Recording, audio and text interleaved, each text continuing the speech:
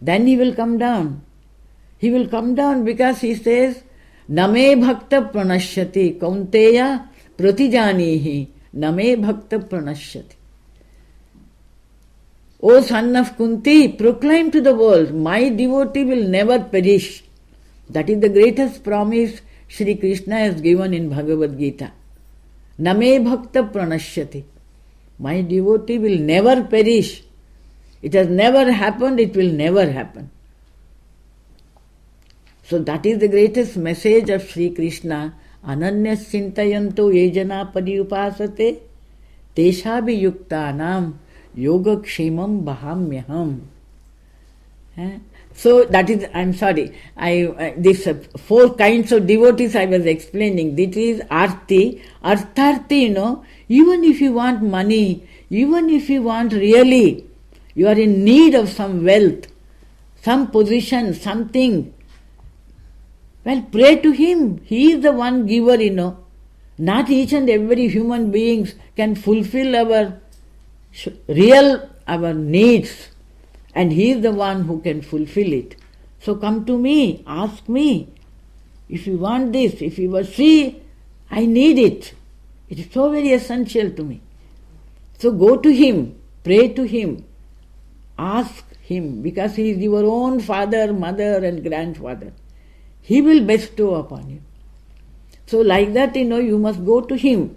In Gospel of Sri Ramakrishna, there is a small little story. As an example, he says that one fakir went to the Badshah Akbar, and then Akbar was sitting and praying, reading his namaz and praying to God.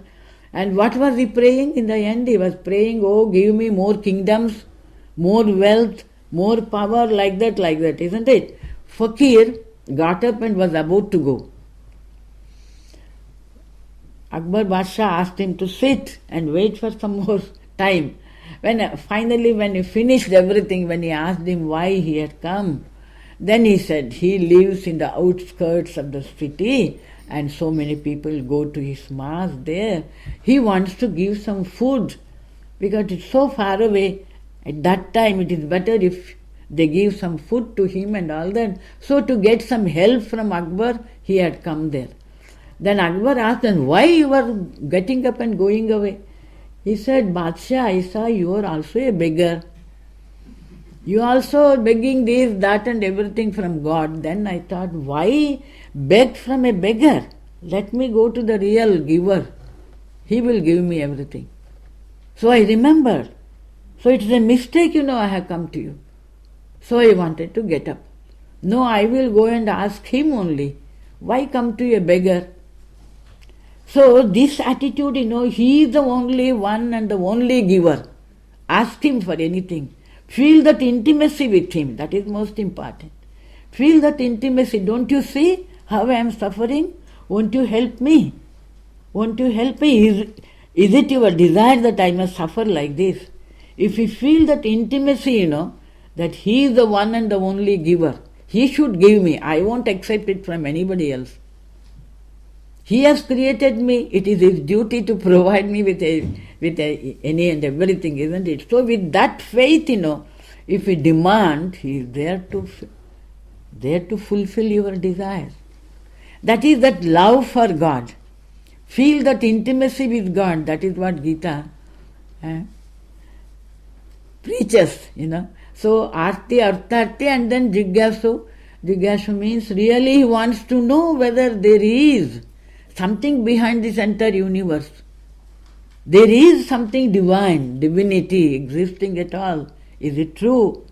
So with that desire to know the truth behind this creation, that is also a path. And the Jnani, he says, of course in the next sloka he says, Jnani, he is the best of all the 4 because he knows. He is one with me. He knows that I and he are one and the same reality. So that is the nature of the Jnani. These 4 people call upon me. Chaturvida bhajante mam. So like this, Gita explains many important points, many important facts, many important, actually, the principles of our Hindu religion. These are all, can you say it only belongs to any one particular religion? It belongs to one and all. Isn't it? The relation between God and man, karma theory, and then you come to this path of love. He only preaches how to go to him. Mam namaskuru, mam bhajasva mam. You pray to me, you do like this, you do pranams to me. Like that, as if holding the disciple in his hand, holding the devotee, gradually he leads us to him. In that way, that all the four paths, karma, bhakti, jnana and yoga, all these four paths, even if you study the 6th chapter, Dhyana Yoga, you will see how to sit for meditation, how to meditate, what should be the posture, how you would sit and meditate upon him. Everything, he, as if step by step, he takes us nearer and nearer to him. So Gita, in the very beginning, in its Dhyana shlokas, they have explained Gita, Amba Tvam Anusandadami, Mother Gita, I meditate upon you.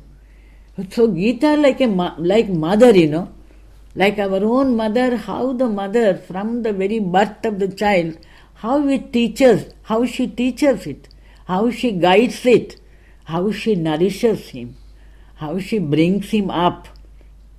Like that, Mother Gita, holding our hand, gradually brings us nearer and nearer and nearer to the truth. So I told you there are 18 chapters, isn't it?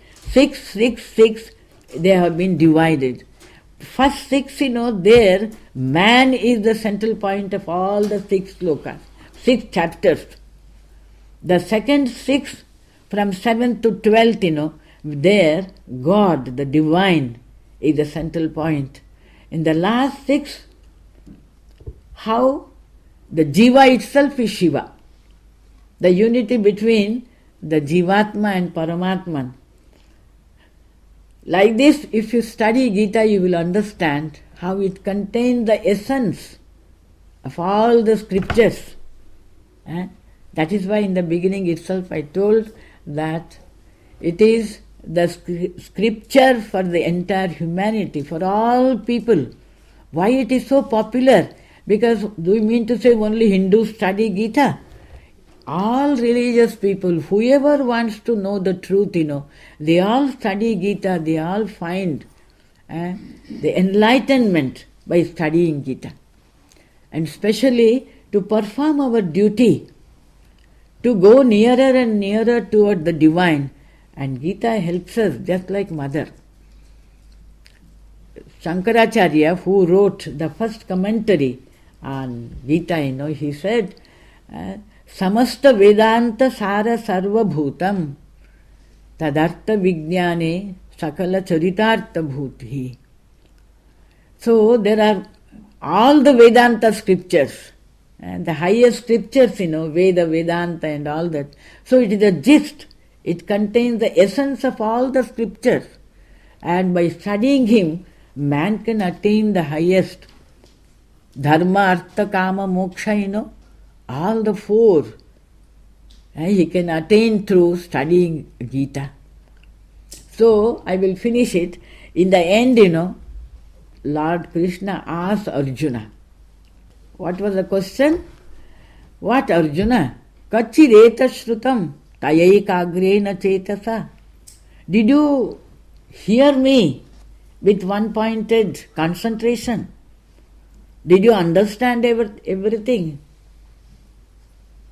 Kachideta shrutam partha tvayaikagrena chetasa. Kachid ajnana sambhutam. Out of ignorance, what delusion you had, has it completely disappeared? And what was Arjuna's answer?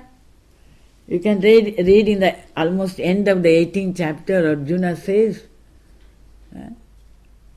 he says with such determination, firm determination, He says, yes, Nashto moha smritir labdva tat prasadat maya achyuta.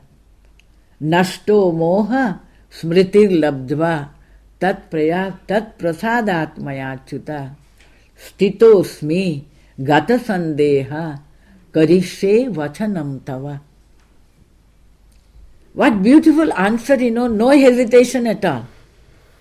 How, with what faith, he says, Nashto moha. Yes, all my delusions have disappeared.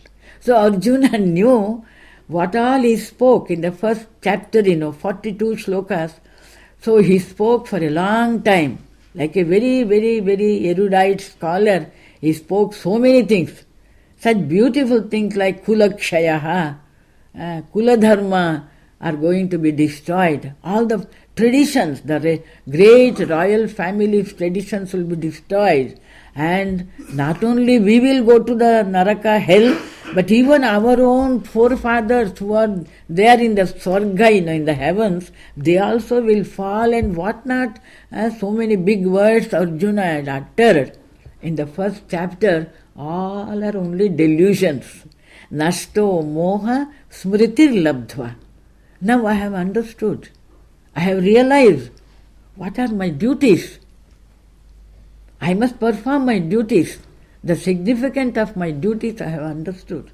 Nashto moha smritir labdva tat prasadat maya achyuta. See, he has realized, that Sri Krishna's grace only, I could understand this.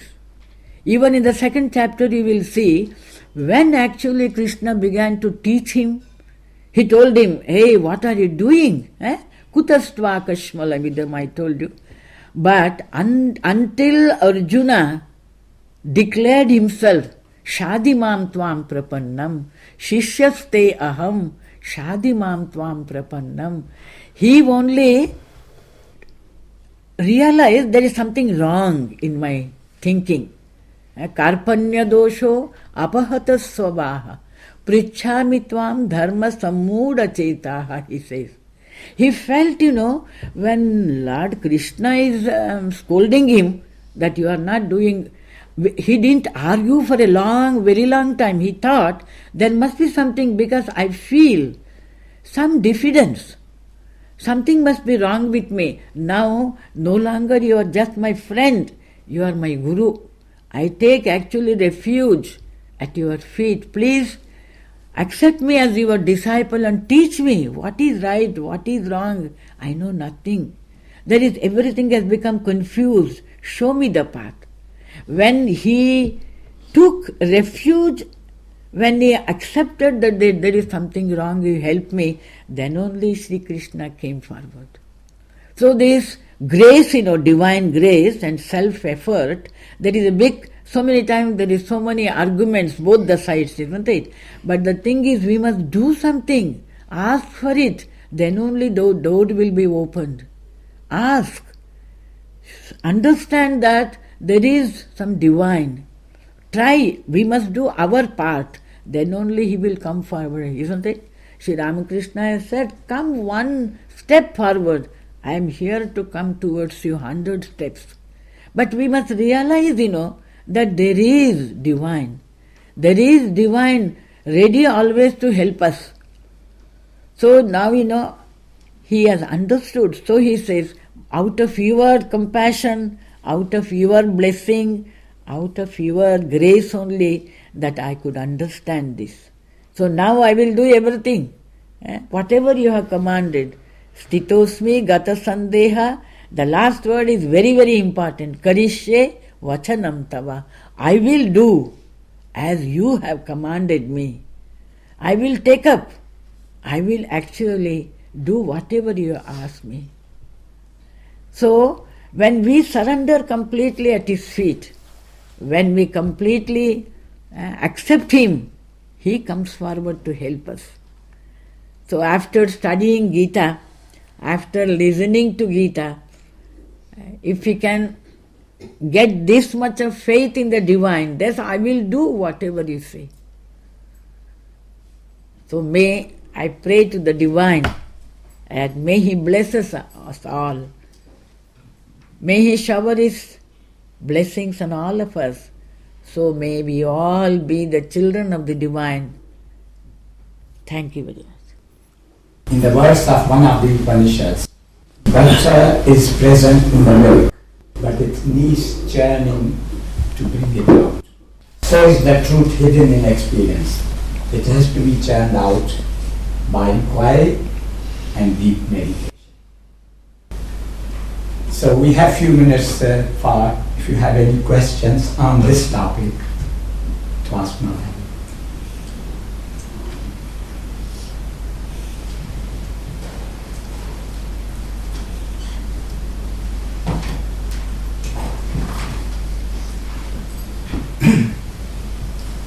Yeah. If there is no one else from here, then I'd like to ask a question. Is there anybody locally who wants to ask? No, you have to ask. Mataji, I have two questions for you. Thank you so much for a fantastic, very, very heartfelt, very warming lecture that you gave. I have two questions. There is this confusion that often comes into our mind with regards to the karma philosophy. We believe that everything is predestined. In that context, how would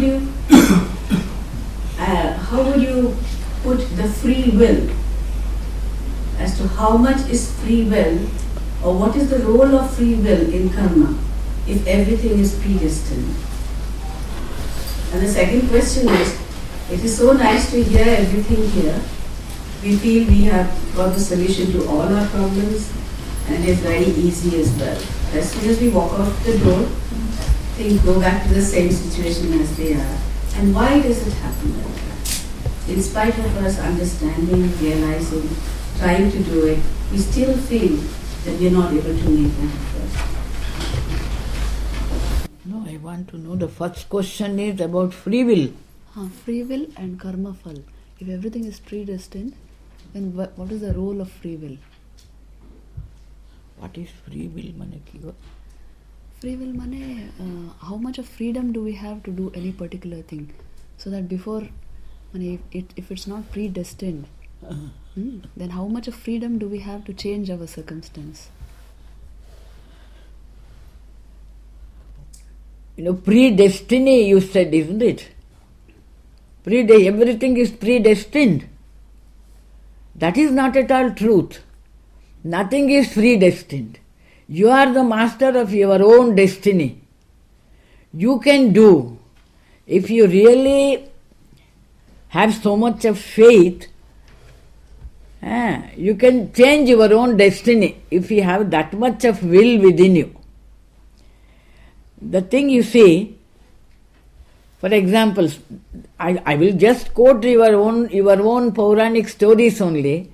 Shankaracharya was born, and he was supposed, they are declared his ayu, his time of this duration of his life, was only for 8 years, isn't it?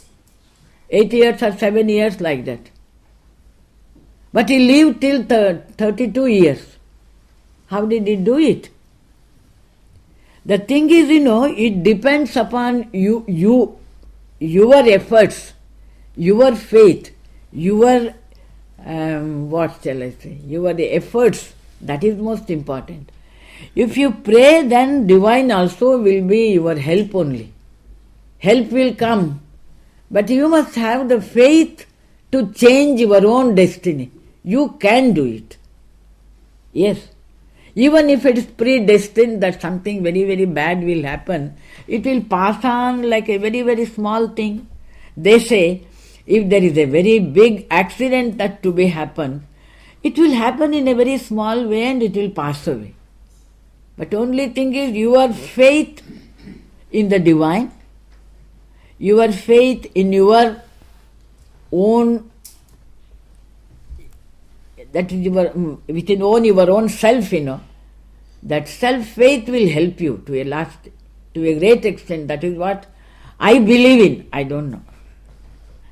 In my, I am quite old, in all these years I have seen, if you really want, If you really have the faith, you can achieve it. I don't know what is destiny and all that. It will pass on. You can get over of it. Surely you can get over.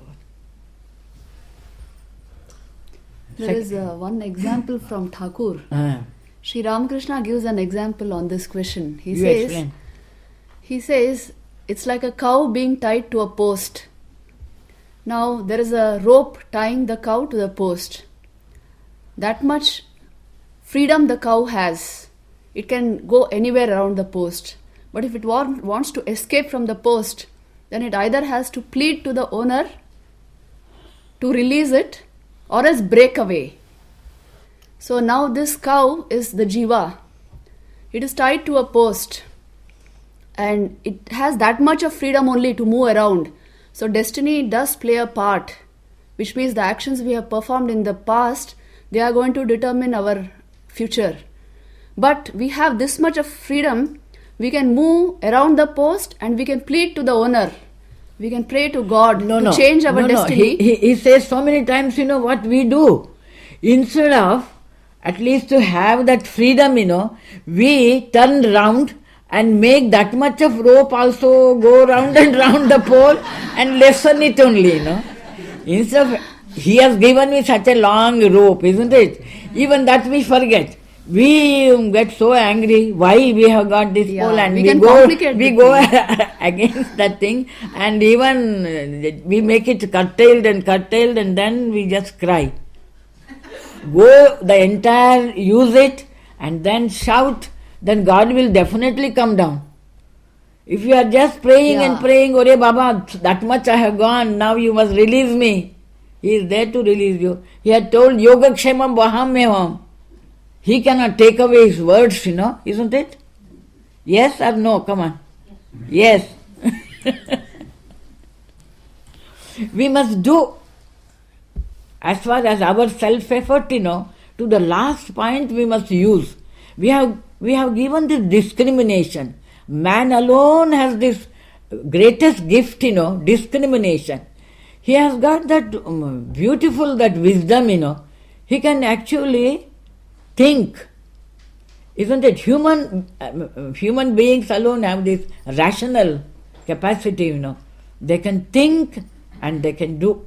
So when we know that such a huge rope we have got, and do that much you go, and then pray and you will get relief. That breaking away is that action. Yes. That I can do it by myself. And the pleading the owner is prayer. You can do it either by prayer or by being a real hero, a real yogi, so as to break away.